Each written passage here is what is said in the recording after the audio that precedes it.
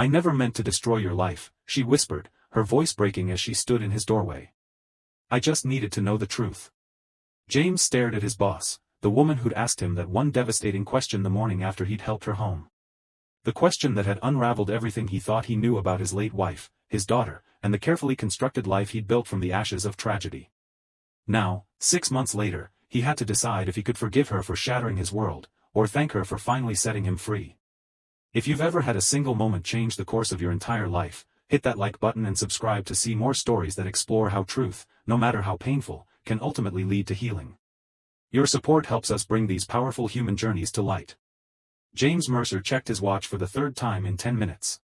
It was nearly midnight, and the company holiday party had devolved into exactly what he'd feared, a blur of excessive drinking, awkward dancing, and the kind of loose conversation that would make everyone uncomfortable at Monday's staff meeting. As a senior account manager at Horizon Marketing, he'd been obligated to attend. As a single father to 8-year-old Lily, he'd planned to make an appearance and slip out by 10. But when the CEO had announced year-end bonuses and specifically mentioned James's team for bringing in the Peterson account, he'd found himself trapped in congratulations and conversation. Now the hotel ballroom had thinned considerably. The DJ had switched from upbeat holiday tunes to slower songs, and the remaining employees had segregated into small, increasingly intoxicated groups. James collected his coat from the chair where he draped it, nodding goodbyes to a few colleagues as he headed for the exit. "Leaving so soon, Mercer?" The voice stopped him in his tracks. Catherine Wells, his direct supervisor and the company's creative director, stood by the bar, champagne flute in hand. At 42, Catherine was known for her brilliant creative strategies, impeccable style, and the cool professionalism that had earned her both respect and the nickname Ice Queen among some of the staff. Tonight, however, she looked different. Her usual perfectly styled blonde hair was slightly mussed, and the composed expression she maintained during work hours had softened. She'd clearly had more than a few drinks. "I need to relieve my babysitter," James explained, checking his watch again. "It's already later than I promised." Catherine nodded, taking another sip of champagne. "Always the responsible one. That's why you're my best manager." She swayed slightly as she set down her glass. "I should probably head out too." James hesitated. Catherine lived in the same neighborhood as him, an upscale area on the north side of the city. They'd occasionally mentioned this coincidence in passing, but had never discussed it beyond that. Now, looking at her unsteady posture, he felt a twinge of concern. "Are you driving?" he asked. She waved dismissively. "I'll call a car." "I can give you a ride," he offered, surprising himself. "You're on my way." Catherine studied him for a moment, her blue eyes slightly unfocused. "That's very gallant of you, James. Are you sure it's not an imposition?" "Not at all. I'd feel better knowing you got home safely." She smiled, a genuine smile that transformed her usually serious face. "Then I accept. Let me grab my things." 10 minutes later, they were in James's sensible sedan, navigating the quiet streets. Catherine had given him her address, and as he suspected, it was only a few blocks from his own house. "Your daughter," Catherine said suddenly, breaking the comfortable silence. "Lily, right? How old is she now?" 8, James replied, surprised she remembered his daughter's name. Catherine wasn't known for taking interest in her employees' personal lives. "That's a wonderful age. Still innocent, but starting to become their own person." There was something wistful in her voice that James had never heard before. "It is. Though single parenting has its challenges at any age." Catherine turned to look at him. In the dim light from the dashboard, her expression was unreadable. "How long has it been since your wife passed?" The question caught him off guard. He rarely discussed Claire at work, preferring to keep his grief private. 3 years in February. "I'm sorry. That must be incredibly difficult." "We manage," James said, his standard response whenever anyone expressed sympathy. "Lily is resilient. Children often are. More so than adults, I think." They lapsed into silence again until James pulled up to Catherine's address, a modern townhouse with large windows and a small, meticulously landscaped front garden. "Here we are," he announced, putting the car in park. Catherine made no move to exit. Instead, she stared at her house as if seeing it for the first time. "Would you like to come in for a coffee?" "To thank you for the ride." James tensed. This was exactly the kind of situation he avoided, being alone with a female colleague, especially one who'd been drinking, especially his boss. Office gossip spread faster than wildfire, and he had no interest in becoming its kindling. I appreciate the offer, but I should get home to Lily. The sitter has school tomorrow. Catherine nodded, looking suddenly embarrassed. Of course. I wasn't thinking. She reached for the door handle but fumbled with it. Let me help you to your door, James said, already getting out of the car. The temperature had dropped, and their breath formed small clouds in the December air. Catherine's heels clicked unsteadily on the walkway as James stayed close beside her, ready to catch her if she stumbled. At her door, she dug through her purse for her keys, eventually producing them with a triumphant smile that quickly faded as she tried unsuccessfully to fit the key into the lock. After the third failed attempt, James gently took the keys from her hand. Allow me. Inside, Catherine's home was exactly as he would have imagined it, minimalist, elegant, with carefully chosen artwork and not a thing out of place. It was also, he couldn't help noticing, devoid of personal touches. No family photos, no mementos. Just beautiful, impersonal perfection. Would you mind making sure I get upstairs okay? Catherine asked, her professional demeanor slipping further as fatigue and alcohol took their toll. I'm feeling a bit unsteady. James hesitated again but couldn't in good conscience leave her when she was clearly struggling. He helped her up the stairs, maintaining a respectful distance while staying close enough to prevent a fall. At the top of the stairs, Catherine paused, leaning against the wall. I'm sorry about this, James. Not very professional of me. It's fine. Everyone lets loose sometimes. Not me, she said with surprising bitterness. Never me. Before James could respond, she pushed off from the wall and walked with deliberate care to what appeared to be her bedroom door. I can take it from here, she said, her voice steadier. Thank you for making sure I got home safely. You're welcome. Drink some water before you sleep, he advised. It helps with the morning after. Catherine smiled faintly. Voice of experience?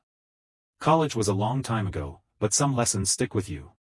She nodded, then surprised him by asking, will Lily be asleep when you get home? Yes. She's been in bed for hours. You're a good father, James. I see how you structure your work around her needs. How you never miss her events. She paused, something vulnerable crossing her face. She's lucky to have you. I'm the lucky one, he replied automatically, though the words were sincere. Catherine studied him for a long moment. Good night, James. Thank you again. Good night, Catherine. See you Monday. As he drove home, James couldn't shake the feeling that he'd glimpsed something important, a crack in the perfect facade of Catherine Wells that revealed a different person underneath. It was disconcerting, like seeing a familiar landscape suddenly altered by unusual light. He paid the babysitter, checked on Lily, sound asleep with her stuffed elephant clutched to her chest, and tried to put the strange evening out of his mind. The insistent buzzing of his phone woke James the next morning. Bleary-eyed, he fumbled for it on the nightstand, expecting to see his mother's name. She often called early on weekends. Instead, Catherine Wells flashed on the screen. For a moment, he considered not answering. It was Saturday, barely 7 a.m. Whatever work emergency she had could surely wait a few hours. But curiosity won out. Hello? James. Catherine's voice was clear and composed, no trace of last night's intoxication. I apologize for calling so early. It's fine. Is everything okay? A pause. I wanted to thank you for your help last night. It was, not my finest moment. Don't worry about it. It was no trouble. Another pause, longer this time.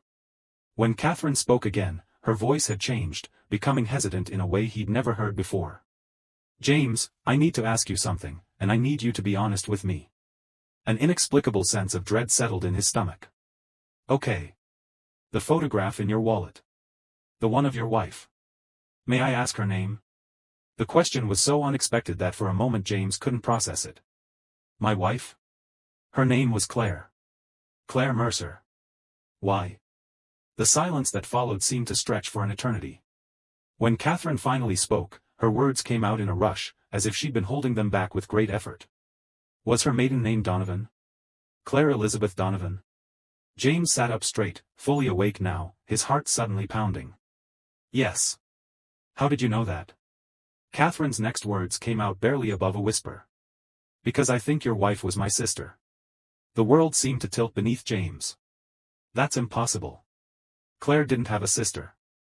She was an only child. No, James. She wasn't. 2 hours later, James sat across from Catherine at her dining room table, a folder of documents between them. Lily was still asleep at home, being watched by their elderly neighbor Mrs. Patel, who had agreed to stay until James returned. Catherine looked nothing like the polished executive he knew from work, nor the vulnerable woman from last night. In jeans and a simple sweater, her face free of makeup and her hair pulled back, she seemed both younger and older simultaneously. "I saw the photo when you were helping me upstairs," she explained, her fingers tracing the edge of the folder. "You took out your wallet to check something, the babysitter's number, I think, and I glimpsed it. Even in my state, I recognized her immediately."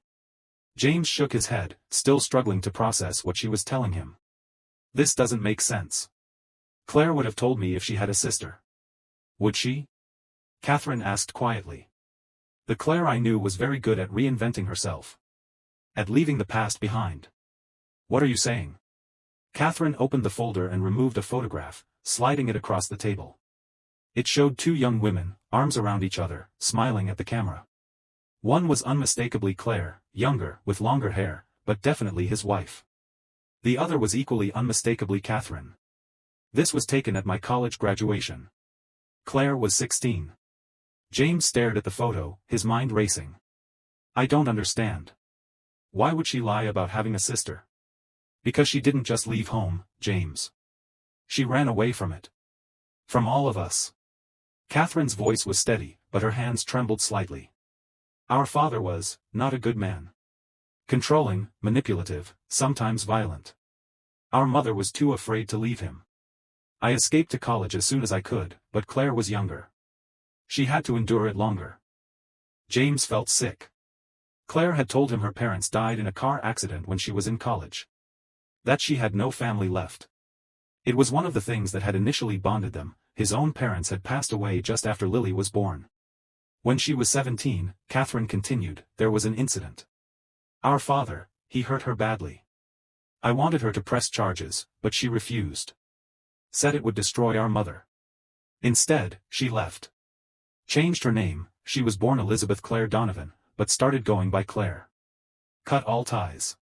She never told me any of this," James whispered, his mind reeling with implications.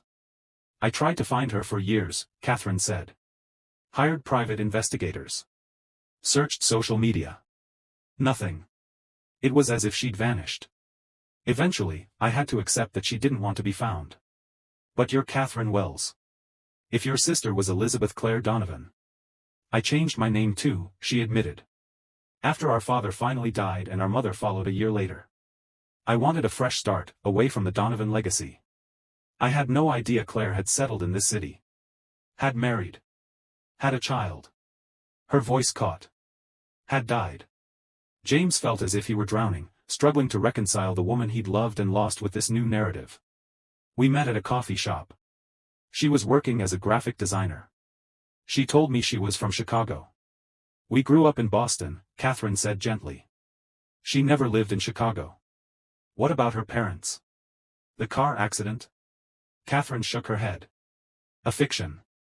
Our father died of a heart attack 6 years ago. Our mother from cancer 2 years after that." James stood abruptly, needing to move, to breathe. He paced Catherine's dining room, running his hands through his hair. "I don't know what to do with this information. What to think. I understand. It's a shock." He turned to her, suddenly angry. "A shock? It's my entire life, Catherine. My marriage. My memories. Everything I thought I knew about the mother of my child." "I'm sorry," she said, and the genuine remorse in her voice deflated his anger somewhat. "I debated whether to tell you. But I thought you deserved to know the truth. And selfishly, I wanted to know about her life. About her final years." James sank back into his chair, exhausted despite the early hour. "Why didn't she tell me? We shared everything. At least, I thought we did." "Some traumas are too painful to revisit," Catherine said softly. "Even with those we love most. And Lily." James's voice broke as a new realization hit him. "Lily has family. An aunt. She's not alone in the world apart from me." Catherine's eyes filled with tears. "I have a niece I never knew existed. They sat in silence for several minutes, the magnitude of the revelation settling around them like dust after an explosion. Finally, James spoke. I need time to process this. To figure out what to tell Lily. How to integrate this new reality. Of course. Take all the time you need. Catherine hesitated. But James? I'd like to meet her someday. When you're ready. If you're ever ready. He nodded, unable to form words around the lump in his throat. And one more thing, Catherine added, reaching back into the folder. She pulled out a small, worn book with a faded blue cover. This was Claire's, Elizabeth's, diary from when she was 15.